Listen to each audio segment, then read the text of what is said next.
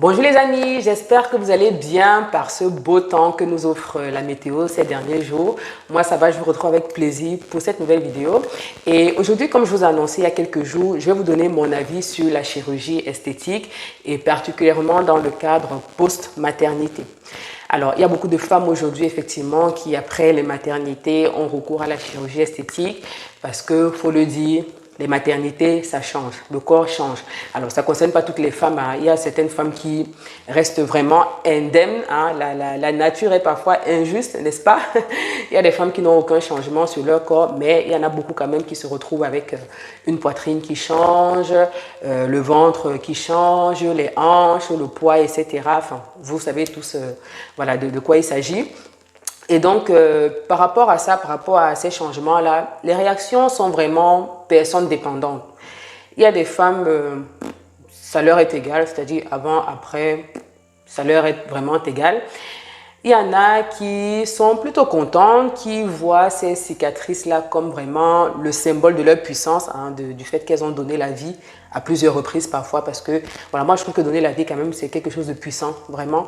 Et donc ça leur rappelle cette force-là qu'elles ont en elles, ça leur rappelle leur grossesse, enfin voilà. Il y en a qui sont vraiment fiers de leurs cicatrices, de leurs vergetures, etc.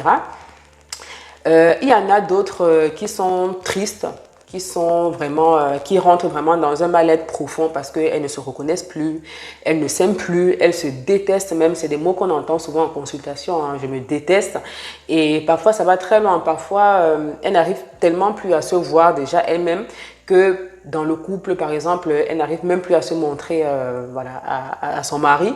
Et donc, parfois, ça crée des problèmes même dans le couple parce que, bon, on sait que le sexe a une place importante dans le couple, ça faut le dire.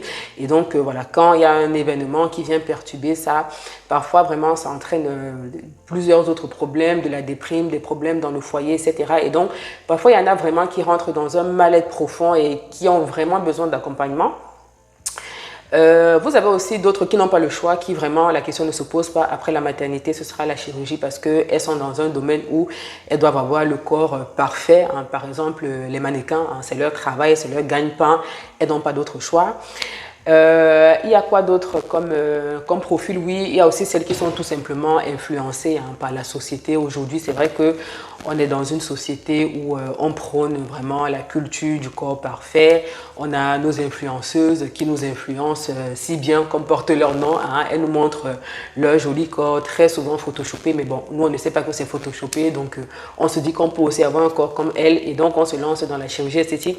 Alors, il faut savoir, je dis elle ici parce que on parle aujourd'hui de post-maternité, donc ça concerne les femmes. Et tout ce que je dis là, il y a aussi beaucoup d'hommes qui se lancent dans la chirurgie esthétique, il ne faut pas croire. Donc voilà, ça vaut aussi pour les hommes. Mais bon, aujourd'hui, je vais surtout parler des femmes.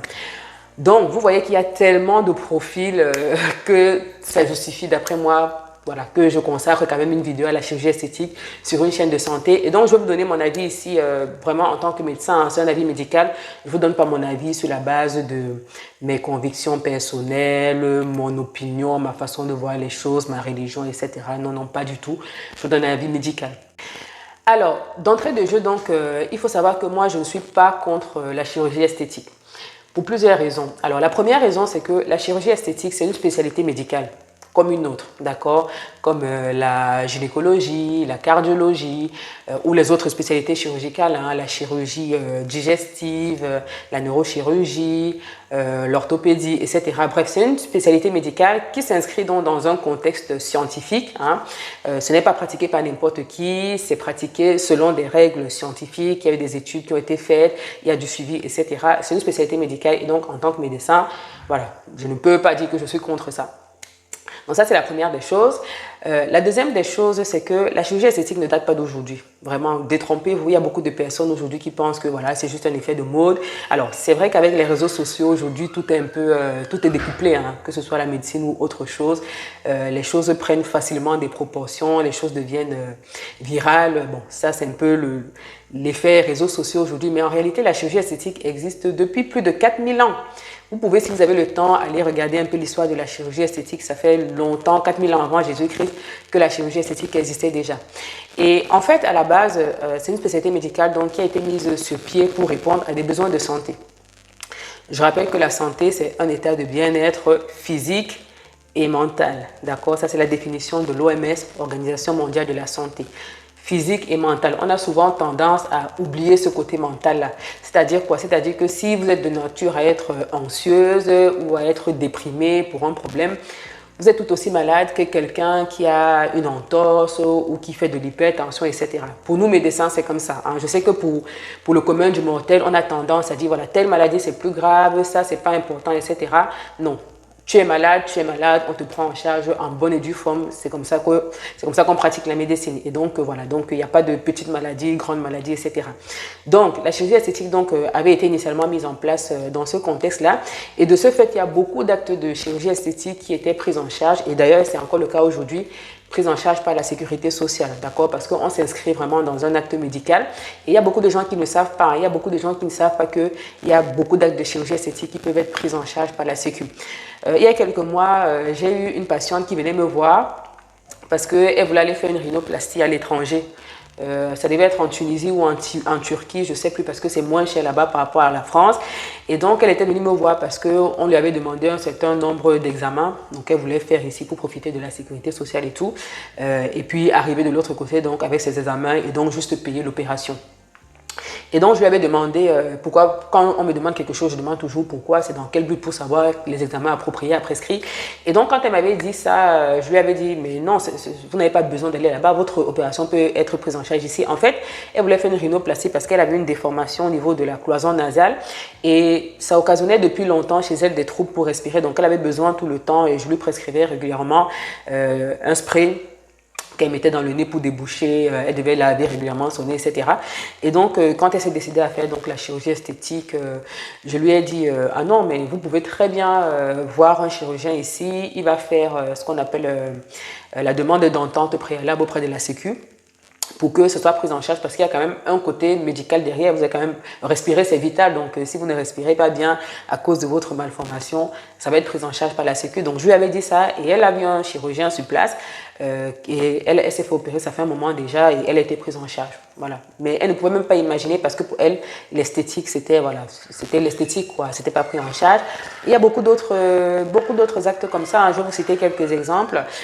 Prenons par exemple la mammoplastie, hein, la chirurgie des seins, qui est par ailleurs la chirurgie la plus pratiquée dans le monde. Dans certains cas, elle peut être prise en charge par la sécurité sociale. Typiquement, une femme qui a une poitrine qui ne s'est pas développée, c'est-à-dire qu'elle a vraiment un bonnet inférieur au bonnet A, c'est-à-dire vraiment le tout petit.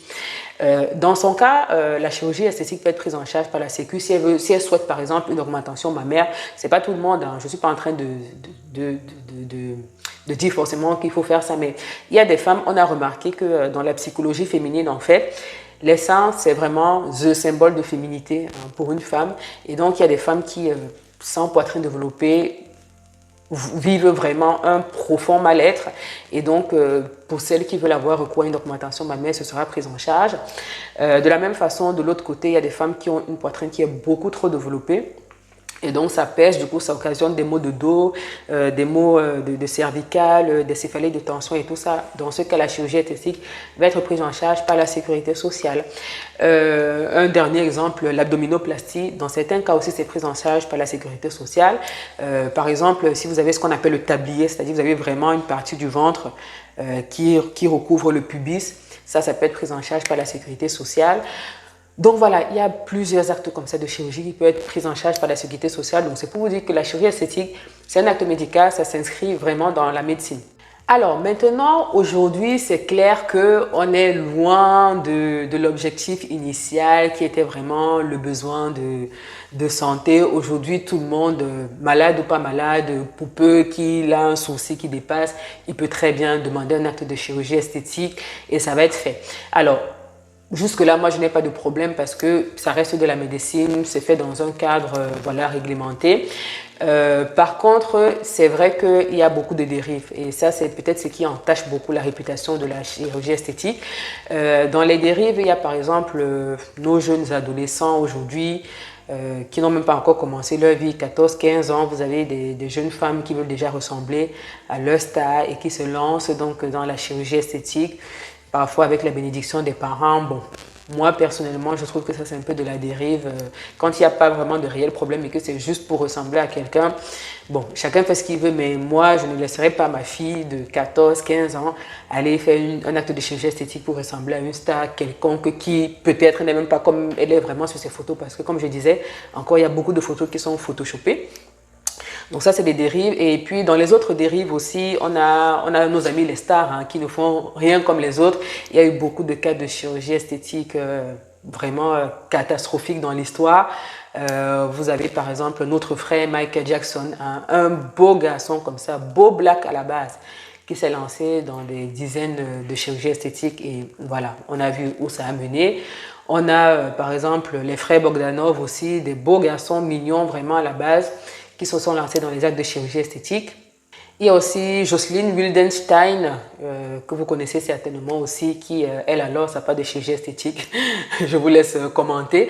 Bref, ça, ce sont les dérives. Vous en connaissez certainement plein d'autres. Voilà, ça, c'est les dérives de la chirurgie esthétique. Mais si on revient sur un contexte donc post-maternité, où il y a une femme, par exemple, qui a son corps changé, qui ne s'aime plus, qui perd vraiment confiance en elle. Vraiment, c'est des situations qu'on voit en consultation avec de vrais impacts psychologiques, de vrais impacts parfois dans la vie du couple parce que voilà, plus confiance en elle, plus confiance au foyer. Parfois aussi, les hommes n'aident pas parce que souvent aussi, ils ne désirent plus leur femme, ils vont voir ailleurs, ils vont prendre des jeunettes qui ont encore la poitrine qui est bien debout, etc.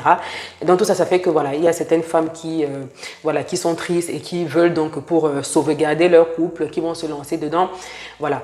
Dans ce contexte-là, vraiment, moi, je ne vois pas de problème à répondre à ce besoin pour une patiente. Donc, moi, je vais l'orienter, moi, je vais la conseiller. Je vais faire ce que je sais faire de mieux et ce que je fais dans toutes les prises en charge, c'est de donner une balance bénéfice-risque. Hein. Ça, on le fait partout. Hein. La médecine, c'est toujours une question de balance bénéfice-risque. Tout acte médical qu'on pose, tout médicament qu'on prend, toute chirurgie qu'on fait, il y a un bénéfice attendu et il y a toujours des effets secondaires potentiels. Hein. C'est valable, je dis vraiment pour tout, même le petit Doliprane que vous prenez quand vous avez mal à la tête. Je vous invite à lire la liste des effets secondaires potentiels. Je pense que vous allez fuir parce qu'elle est longue. Voilà, il y a toujours ces effets-là potentiels qui existent. Hein. C'est heureusement rare, c'est pour ça qu'on permet quand même. Mais voilà, il faut savoir que ça existe. Et donc, voilà, mon rôle vraiment, c'est de donner la balance bénéfice-risque et après de laisser le choix à la patiente. Et donc, je vais terminer justement dessus sur les risques de la chirurgie esthétique, quelle qu'elle soit. Déjà, les risques sont les mêmes que toute chirurgie. Hein. Donc, il y a le risque de l'anesthésie, il y a le risque d'infection. Hein. Parfois, en fonction des conditions d'asepsie, vous pouvez faire une chirurgie, une semaine après, vous avez un abcès sur le lieu, sur le site d'opération. Il faut aller du coup aller réopérer, drainer l'abcès, etc. Ça, c'est des choses qui peuvent arriver. Il y a le risque de thrombose hein, avec les phlébites, les embolies pulmonaires, si vous restez notamment alité longtemps après l'opération. Il y a le risque de mauvaise cicatrisation aussi. Parfois, il y a des femmes qui déchantent parce qu'elles s'en vont pour faire un acte de chirurgie esthétique pour être plus jolie. Et puis, la cicatrice, en fait, elle n'est pas belle ou elle devient kéloïde. Hein. Surtout, nous, les peaux africaines, là, les peaux black, là, on fait parfois facilement des cicatrices kéloïdes, hein, des cicatrices qui sont un peu volumineuses. Voilà. Après, il y a des prises en charge derrière, laser, corticoïdes, etc. Il faut savoir que ça existe, d'accord? Dans les autres risques, alors si je prends particulièrement le cas de la mammoplastie qui est l'opération la plus réalisée, une question qui vient souvent c'est est-ce que le fait d'avoir des prothèses mammaires par exemple augmente le risque de cancer du sein? Ça c'est une question qu'on me pose souvent. La réponse est non. D'accord? Non, il y a plusieurs études qui ont été faites et qui continuent. Il y a des études de cohorte qui sont faites régulièrement. À ce jour, on n'a pas trouvé de lien. On n'a pas montré de risque significativement augmenté chez les femmes qui ont des prothèses mammaires versus celles qui n'ont pas. Donc, il n'y a vraiment aucun lien. Vous pouvez avoir un cancer du sein, que vous ayez une prothèse ou pas. La prothèse n'augmente pas le risque. Voilà, ça c'est clairement, scientifiquement parlant, ça a été établi comme ça à l'heure actuelle. Par ailleurs, pour rester sur les prothèses mammaires, il y a un autre risque de cancer par contre qui a été décrit, qui est très rare, mais voilà, il y a quelques cas qui ont été décrits dont je vous en parle. C'est le lymphome, donc particulièrement un lymphome qu'on appelle lymphome anaplasique à grandes cellules liées aux implants mammaires. Donc c'est un type de cancer du sang, pas du sein, sang SANG. Donc, c'est un type de cancer du sang qui s'attaque particulièrement au système lymphatique qui a un rôle important dans notre immunité. Et donc, le cancer va commencer à se former donc, autour de la prothèse et peut ensuite se disséminer. Donc ça, c'est des choses que vous devez savoir pour justement derrière faire vos suivis régulièrement si vous avez des prothèses. Et puis, toujours concernant les prothèses mammaires, il y a aussi le risque de formation de coques autour de la prothèse. Donc, vous savez, un implant mammaire, c'est un corps étranger. Donc, l'organisme va réagir vis-à-vis de cet implant-là. Il va faire une réaction inflammatoire. Et parfois, chez certaines personnes, la réaction est tellement importante que ça fait vraiment une coque. C'est-à-dire que vous touchez le sang, il est dur. Dans ce cas-là, il faut partir réopérer encore, enlever la prothèse, etc. Donc voilà, tout ça, c'est des choses que vous devez savoir, d'accord? En général, ça se passe plutôt bien, les actes de chirurgie. Mais voilà, il faut savoir qu'il faut s'attendre à ces choses-là qu'on ne vous dit pas toujours, que les influenceuses ne vous montrent pas toujours. Et donc, avant de prendre votre décision, voilà, faites vraiment la balance bénéfice-risque. Moi, mon rôle, et c'est ce que je fais de mieux, c'est de conseiller, de donner les éléments de réflexion. Je suis loin d'être une juge. Je ne suis pas là. Vraiment, mon métier, j'ai appris beaucoup de choses dans mon métier. Vraiment, je suis très contente de mon métier, vraiment. Je ne sais pas si ça se voit, mais dans mon métier, j'apprends plein de choses. J'apprends plein de choses des gens, j'apprends plein de choses des prises en charge. Et à l'heure d'aujourd'hui, je continue d'apprendre, mais il y a deux choses particulièrement qui m'ont changé depuis que je fais ce métier. La première chose, c'est que j'ai appris vraiment à relativiser sur mes problèmes. Vraiment. Parfois, tu as des problèmes, tu te dis, ouais, Seigneur, tu m'as abandonné, c'est quoi encore ici? Et puis tu vas en consultation, tu reçois quelqu'un qui te parle de ses problèmes. Tu dis que ouais, Dieu, excuse-moi, je m'excuse vraiment, je n'ai rien dit. Parce que tu te rends compte en fait que ton problème là, c'est rien du tout. Tellement des gens vivent des situations compliquées ici dehors. Donc vraiment, j'ai appris à relativiser. Je me dis, tant que j'ai la santé, c'est le plus important. Donc ça, c'est la première chose que mon métier m'a apprise. Et la deuxième chose aussi, c'est à ne pas juger. Parce que l'homme a tendance à juger facilement son prochain. L'homme a tendance à facilement voir la paille qui est dans l'œil de son prochain et pas voir la poutre qui est dans le sien. Et une anecdote qui me vient comme ça, c'est une anecdote sur l'angine. L'angine. Parfois, on apprend vraiment de situations très minimaliste, vraiment. Je vais vous raconter une petite anecdote sur l'angine. Quand j'ai commencé à exercer il y a un petit moment, parfois, quand je voyais des patients qui venaient par exemple pour une angine et qui ne pouvaient pas aller au travail, qui demandaient un arrêt de travail, bon, je leur faisais leur arrêt de travail parce que je me dis, bon, la douleur est subjective, je ne veux pas savoir comment il a mal. Mais je ne manquais pas parfois de les charrier en disant, ah, ben monsieur tel, vous êtes une chochotte, un petit mal de gauche, comme ça, etc. Bon, c'est dans la rigolade, je m'entends bien avec mes patients, on rigole, etc. Mais bon, je pensais quand même, au fond de moi, je me disais, bon, un petit mal de gauche, quand même, tu peux aller travailler, etc. Je n'avais jamais eu avant d'angine, jamais de ma vie. Et puis un jour, j'ai eu une angine. Aïe, merde. J'ai eu une seule fois dans ma vie, j'ai eu une angine, une vraie angine, ce qu'on appelle érythématopulsacée, avec des dépôts blanchâtres là. Maman Sarah, j'ai fait 2 jours sans aller au travail et 2 jours à pleurer. Je pleurais tellement, j'avais mal. C'est-à-dire, je ne pouvais rien faire, même respirer, même le passage de l'air sur mes amygdales, ça me faisait tellement mal que depuis ce jour-là, je peux vous dire que tu as une angine. Non, tu veux ton arrêt de travail, je te donne ton arrêt de travail, vraiment. Et parfois même les patients qui oublient de demander, je leur rappelle, je leur dis, vous êtes sûr, vous ne voulez pas un arrêt de travail, ça va aller, etc. Parce que je sais maintenant à quel point ça peut faire mal. Et donc, j'ai appris à respecter la subjectivité des émotions, des douleurs de chacun parce que j'espère que, il ne faut pas que j'ai tous les maladies pour comprendre ce que les gens vivent quand même. Seigneur, préserve-moi des maladies. Mais voilà, comme je sais qu'il ne faut pas avoir forcément des maladies pour savoir ce que l'autre ressent, eh bien, j'ai appris tout simplement à ne pas juger, à respecter la douleur de chacun. On n'a pas les mêmes... comment on dit ça, les mêmes façons de gérer la douleur, de gérer nos émotions, de gérer l'anxiété, la dépression, etc. Et donc, je me dis, voilà, mon rôle, c'est tout simplement d'accompagner ces personnes-là, de les aider à retrouver leur santé physique ou mentale. Et donc, c'est ce que je sais faire de mieux. Et donc, y compris dans le domaine de la chirurgie esthétique, moi, je suis là pour conseiller, pour répondre aux questions. Et donc, voilà, pour conclure, moi, tant que la chirurgie esthétique, elle est faite... Dans des règles de l'âge, je ne vois pas de problème. Par contre, après, si vous partez faire ça dans un pays où vous n'avez aucune notion de comment ça se passe là-bas, voilà, après ça vous engage. Mais voilà, moi, je pense que pour beaucoup de personnes aujourd'hui, c'est une aubaine, c'est une chance d'avoir ça, parce que je sais qu'il y a des gens qui vont se dire oui, non, mais il faut apprendre à s'aimer tel qu'on est, il faut s'aimer tel que Dieu nous a créés. Ouais, en fait, ce sont les mêmes personnes qui disent ça. Ce sont les mêmes personnes aussi qui, quand elles sont malades, elles disent ouais, c'est la volonté de Dieu, je suis malade comme ça. On leur dit d'aller à l'hôpital, hein. Elles sont là, oh, c'est la volonté de Dieu, il va étendre sa main bénite sur moi, comme si Dieu allait descendre lui-même pour poser sa main bénite sur eux, hein. Ils sont là à la maison, on va à l'hôpital, ils ne partent pas, ils restent seulement comme ça là. Ou alors d'autres qui sont dans des situations peut-être financières compliquées, qui sont pauvres, toujours en train de dire, voilà, c'est la volonté de Dieu. Voilà, Dieu envoie même quelqu'un pour leur donner du travail, mais non, ils sont là, ils ne bougent pas, ils attendent que Dieu vienne remplir leur compte bancaire, je ne sais pas.